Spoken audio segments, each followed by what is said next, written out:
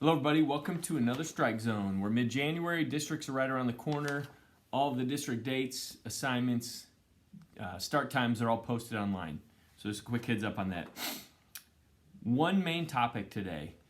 The question was raised twice last week. Can a bowler bowl on the JV team and the varsity team? And swing teams, play on multiple teams, both teams I guess if you will, during the high school bowling season.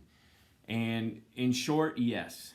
A bowler can bowl on the JV team and the varsity team, much like other NSAA activities. It's really popular and happens a lot in basketball, baseball, etc., football, you name it. Anyway, there's no rule that does not define that this cannot happen. Additionally, there's no individual bowler contest limitations. So we don't have any rule in place that says a bowler can only bowl X amount of frames in a day or X amount of games in a day. Okay? There are a couple of key things, though, there to make this work and to make it legit and be on the up and up. Number one, the bowler's name has to be on the roster of both teams.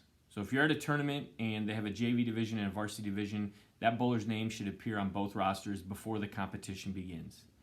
So they got to be listed on both. Secondly, if said bowler is going to be bowling on both JV and varsity teams that day, you got to make sure that the bowler is not holding up the pace of play or just play in general. In other words, the varsity lane can't be waiting for this bowler to come back and bowl that frame. If that bowler's not there and is not at the varsity lane in time to go into that frame and sub in, you got to use another bowler on that roster. The pace of play cannot be affected. You cannot delay the pace of play. So again, it can happen, but you got to work through those things and manage those things accordingly. I should also note that I think allowing bowlers to be on both the varsity and JV team is important for the sport.